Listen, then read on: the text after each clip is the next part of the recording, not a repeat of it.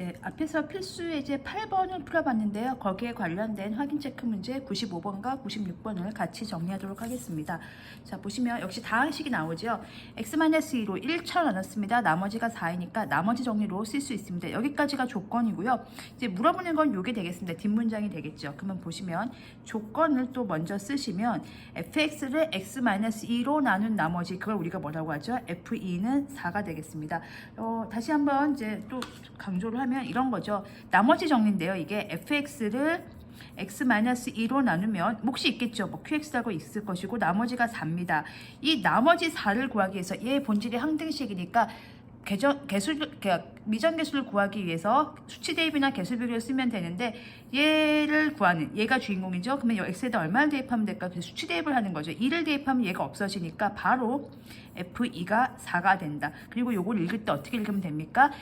fx를 x-2로 나눈 나머지가 4다가 바로 이 표현이 되겠습니다. 그래서 그 표현에 익숙해지시는 게 제 첫 번째 여러분들이 하셔야 될 일이라고 생각합니다. 그래서 구하는 걸 이제 보면 물어보는 건 다항식, 그러니까 지금 좀 변형을 했죠. fx가 있었는데 그 fx에다가 x 대신에 x-3을 집어넣은 거예요. 그것뿐만 아니라 그런 식에다 다시 x를 곱한 거예요. 그냥 편하게 쓰시면 돼요. 새로운 다항식이에요. 그래서 예를 들면 이런 겁니다. fx가 만약에 x제곱 마이너스 2x 플러스 2 뭐 이런 게 있었다. 그러면 fx 마이너스 3은 뭐냐면요. 여기다가 요 x 자리에다가 지금 얘가 들어간 거죠. 그래서 이 자리에 들어간 겁니다. 이렇게 이런 식으로 누가요? x-3이 들어간 거죠. 이렇게 생긴 것 뿐입니다. 거기에다가 얼마를 곱한 거예요? x를 곱한 거니까 이 전체에다가 다시 x를 곱했다. 이렇게 생각하시면 돼요. 그냥 새로운 다항식이 하나 탄생을 했는데 그 다항식을 x-5로 나눴다. 그때 지금 몫은 뭐 px라고 하겠습니다. 그리고 나머지 r을 구하는 건데 우리가 이제 관심 대상은 누군 거죠? 나머지 r인 거죠. x-5란 1차로 나눴을 때 나머지 r입니다. 그래서 요거 제 나머지 정리를 쓰고 싶은데 요 식 자체가 지금 복잡하니까 이렇게 깔끔하게는 안 떨어져 가지고 식의 틀을 다 갖췄습니다. 자, 어찌됐든 우리가 구하는 건 이 나머지 r이고요. 항등식이기 때문에 수치 대입을 써서 우리가 풀겠습니다. 그럼 어떤 수치 대입을 쓰면 되냐면요. 지금 우리가 모르는 건 px예요. 그래서 px를 무력화시켜야 돼요. 그게 뭐죠? 네, x에다가 5를 집어넣으면 5 빼기 5가 되니까 0이 돼요. 0 곱하기 px 때문에 얘가 이제 통으로 무력화가 되겠죠. 그래서 x에다가 5를 대입하겠습니다. 그러면 5 곱하기 f에 5를 대입하면 2가 되고요. 그래서 여기 f2가 조건이 주어진 겁니다. 네, 해놓고 보니까 복선이 미리 깔렸었던 거죠. 이걸 도대체 언제 쓸 것인가 인데 결국 나오는 거죠. 여기 하면 r인 거죠. 그래서 f2가 4니까 5, 4, 20 되겠죠. 그래서 r이 20. 우리가 구하고자 하는 나머지는 20이 되겠습니다. 이렇게 해서 95번 정리했고요. 96번 또 비슷한 유형 같이 정리해 보도록 하겠습니다.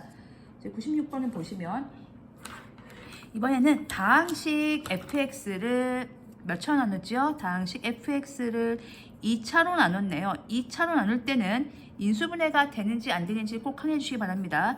나머지가 이건데 몫은 모르니까 그냥 qx하고 편의상 쓰겠습니다. 더하기 나머지가 4x-1입니다. 2차로 나눴기 때문에 나머지가 1차인 거 맞죠? 여기까지가 조건이 되겠습니다. 자, 그러면 우리가 조건을 조금 더 분석을 해보겠습니다. 다른 건 아니고요.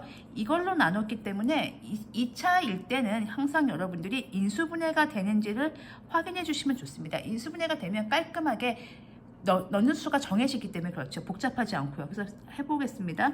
인수분해 되긴 되네요. 그래서 얘가 x-3에 2x 더하기 1이란 맞죠? 그래서 qx 더하기 4x-1로 이렇게 정리가 되는 거죠. 그래서 이렇게 나눠서 그때 나머지는 여전히 4x-1이 되더라. 이렇게 이게 조건이 됐습니다. 자, 그러면 우리가 이제 구하는 걸 한번 살펴보겠습니다. 구하는 건 뭐냐면요. fx가 아니고 f3x죠. f3x라는 식을, 그러니까 fx라는 식이 있었는데 그 x자리에 다 3x를 집어넣어서 변형한 식입니다. 그 식을 x-1로 나눌 때 나머지입니다. 몫은 그냥 편의상 px라고 하고요. 역시 몇 차로 나눴습니까? 1차로 나눴기 때문에 지금 나눈 게 1차예요. 그러니까 나머지는 몇 차? 뭐가 돼야 되겠죠? 상수항이 돼야 되겠죠? 1차보다 작아 되니까. 우리가 구하는 목표 지점은 나머지 r이 되겠습니다. 이 r을 구하기 위해서 px를 모르기 때문에 px를 무력화시키기 위해서 수치 대입을 쓰면 얘의 본질이 항상 항등식이라는 걸 잊지 마십시오. 항등식은 미정계수를 구하는 게 목적이고 미정계수는 크게 있는 두 가지 방법, 계수 비교 아니면 수치 대입인데 이런 구조에서는 수치 대입을 많이 사용하는 거죠. x에다가 1이 필요한 거죠. 1을 대입하면 x에다가 1 대입하는 거예요. 그럼 3 곱하기 1이니까 f3이 되는 거고 얘는 1 대입하면 0이 되면서 이렇게 무력화되는 거죠. 그리고 r이 됩니다. 그래서 우리가 구하고자 하는 r이 누구죠? F3이죠. 이제 F3 구하러 가야 되겠죠. 어디로 갈까요? 조건으로 갑니다. 그래서 아까 인수분해 해놨죠.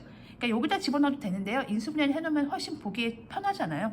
그래서 F3은 저렇게 하려고 미리 이렇게 복선을 깔아놨구나. 암시를 해놨구나. F3이죠. 3 빼기 3 하면 넣으면서 이 QX가 무력화되죠. 3 빼기 3이 0이니까 이쪽이 무력화됩니다.